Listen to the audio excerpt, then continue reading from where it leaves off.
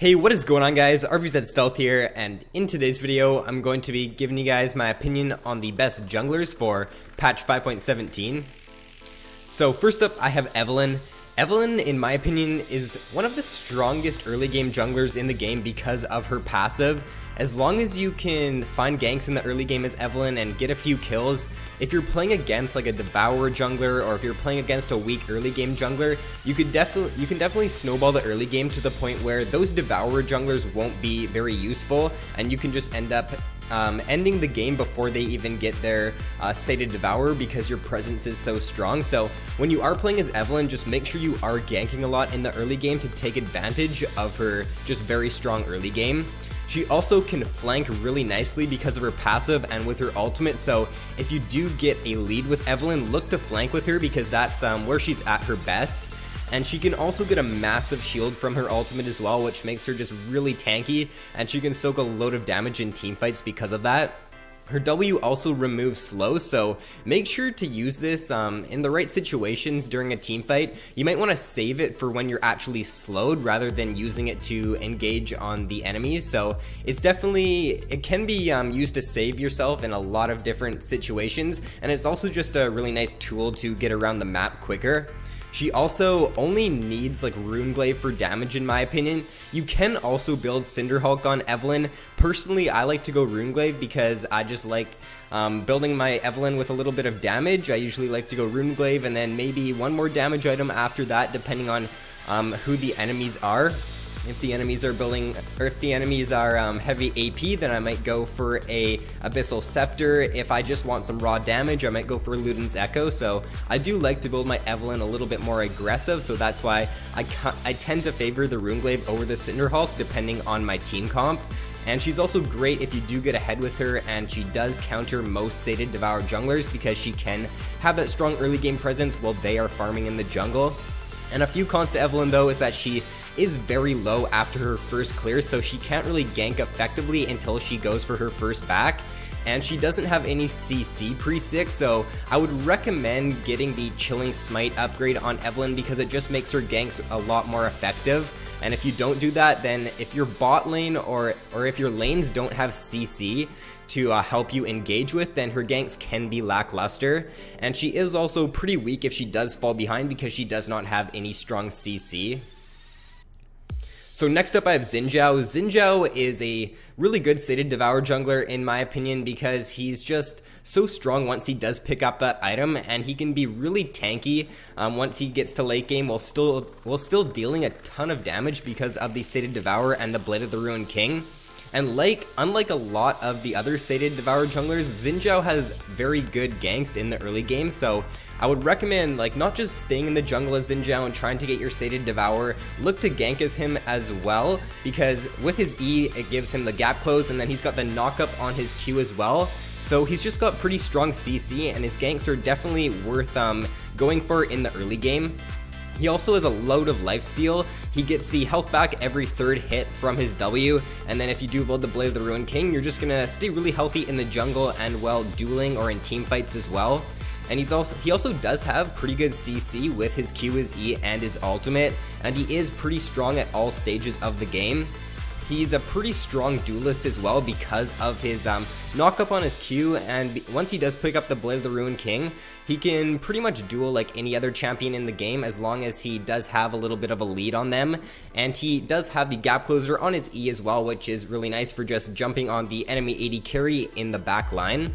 And one con to Xin Zhao is that he can get kited pretty hard if his E is on cooldown. Next up I have Shyvana. So I think that Shyvana is probably one of the strongest sated Devourer junglers in the game because she's got really strong clear speeds with her W. She's probably got the best clear speeds for any jungler in the game because of her W and because of the auto attack reset with her Q. And she's also a very strong duelist once she does finish the sated Devourer and she does finish the Blade of the Ruined King. She can pretty much duel any champion in the game. She's also a very strong tower pusher. She's got the auto attack reset on her Q, which just allows her to push down towers pretty fast. Her mobility with her W is really strong as well for just getting around the jungle, and it's also great for just closing the gap when you are going for a gank. Her ganks are actually pretty decent at pre-6 because she does have her ultimate, which is the very long gap closer, so she can look to gank pretty effectively once she does pick up her ultimate, and she does have a very strong late game. She only needs to build the Devourer and the Blade of the Ruined King for damage, and then she can go full tank after that, and she can just soak a ton of damage in teamfights while still dealing a load as well. A few cons to Shyvana is that she is pretty squishy early to mid game. This pretty much goes for all Devourer junglers because they're going to be picking up the Devourer and then the Blade of the Ruined King most likely after that. So if you are playing against a Devourer jungler, you can definitely look to take advantage of their squishiness in the early game or in the early to mid game if you do look to team fight against them. And she also has pretty weak gank presence in the early game because she doesn't have any CC in her kit. Next up on my list, I have Elise. So I think that Elise is probably the strongest or one of the strongest early game junglers in the game for sure. If you can land a cocoon when you're going for a gank with Elise, then the follow-up damage that you have with her W in human form, her Q in human form, and then you go into spider form, you pounce on them with your Q and your W, and the damage output you get with all of those spells is just absolutely crazy. And as long as your laner follows up, whichever lane you're ganking, you're pretty much guaranteed to at least burn their summoners. So I just really like that Elise has that great early game presence. She's also a very strong duelist, and if you do catch out the enemy jungler in the early game, then you're probably going to be able to kill them as long as you can land the cocoon. And she is also an insane tower diver because of her repel. If you do know how to play Elise correctly, then you can definitely look to go for some tower dives in the early game.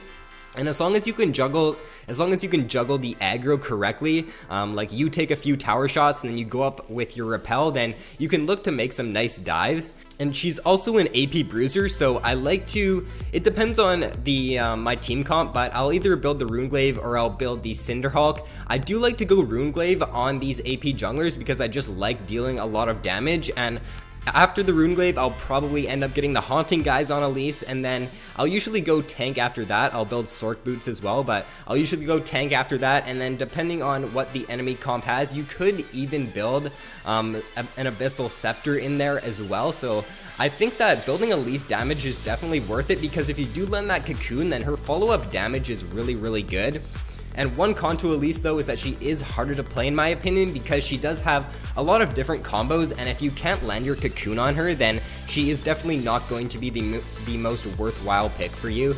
So last but not least on the top 5 is going to be Skarner, and pretty much no surprise here. Skarner is probably the most OP rework jungler that we've seen in a very long time. He's sitting at like a 65% win rate, I'm pretty sure, and the hotfixes that they gave to him really didn't do anything in my opinion, and they aren't even nerfing him anymore. At least they aren't nerfing him for this patch, so I think that he's still going to be the strongest jungler in the game, and he's still going to be picked or banned in like every single game. So pros to Skarner are that his shrines, in my opinion, are just too strong. It just gives him so much dueling potential in those shrines, and it just allows him to get around the map and clear the camps really, really quickly.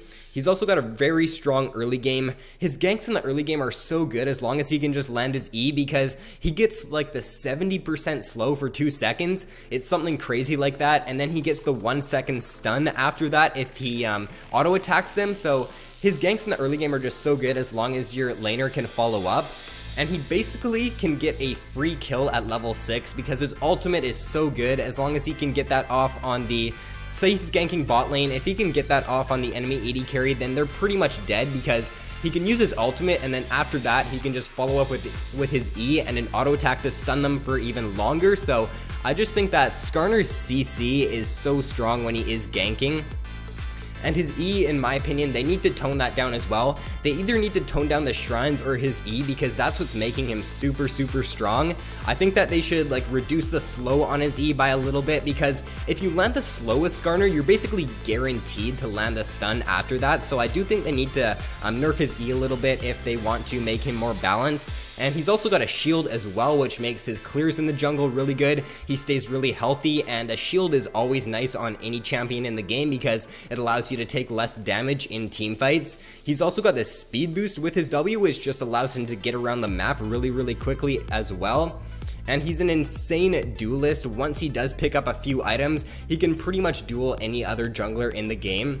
One con to Skarner though is that he is countered by disengage, so if you are going up against a Skarner, then picking disengaged champions like Janna or Morgana or Alistair, or I like to pick Nasus as well into Skarner, because Nasus can just wither the Skarner in a team fight and then he can never reach the back line. So if you are going up against him, then picking one of those champions is definitely going to increase your chances of winning against him. So first up on the honorable mentions, I have Kayle. Kayle is a really strong late game Sated Devour jungler. Her early game isn't the strongest, but if you can get to that mid to late game and get your items on Kayle, then she can just deal a ton of damage in team fights, and her ultimate is also very strong for just keeping your teammates alive in team fights, and it's just a really good ability for if you're going for like a tower dive or if your teammates get caught out. So I really like Kayle as long as you can get to the mid to late game, but if you are going up against the Kayle, then look to punish her weaker early game.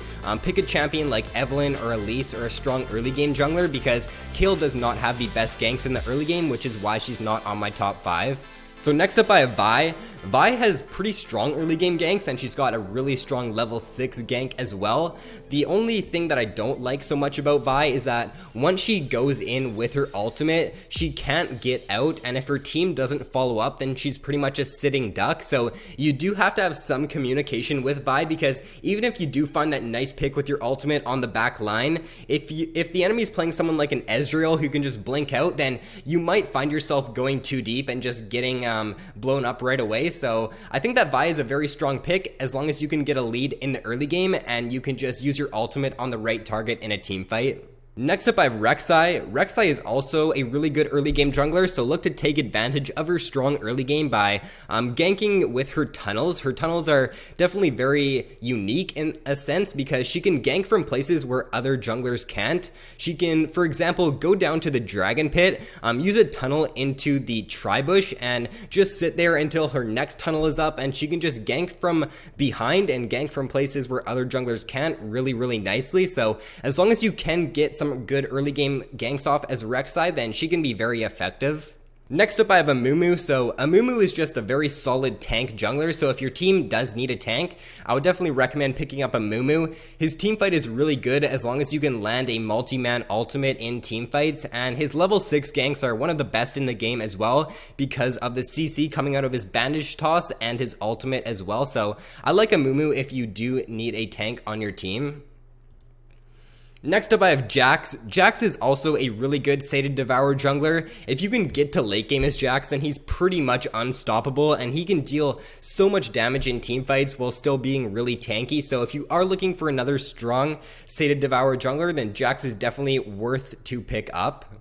Next I have Echo. I think that Echo is one of the strongest early game junglers as well, as long as you know how to use his W correctly. If you can use Echo's W and just get ganks off in the early game with that, it's like a 2-second stun, I'm pretty sure, which is just such a long duration, and as long as you can place that correctly, then it can do some pretty good work in the early game and also in team fights. So I think that Echo is definitely a little bit harder to play, but if you learn how to place his W correctly, then you can definitely win games just from that one ability.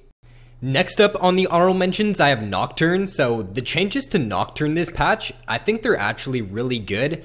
They increased the range of his ultimate by 500 at rank 1, and they increased it at all levels, but I know for a fact that it's 500 at rank 1. I'm not too sure what it is at rank 2 and rank 3, but that increase in range is going to help him a lot, and I definitely think we're going to be seeing some more Nocturne now after these changes. It just allows him to pull off ganks at level 6 from a lot longer range, and I felt like before when you were playing Nocturne, you pretty much had to go to the lane, like right up to the lane to use your ultimate, and I feel like these changes will just make him a much stronger pick now because you can just use your ultimate from a much longer range, and it just allows him to counter gank more effectively now as well. So if you haven't tried out Nocturne this patch, I would definitely recommend doing it.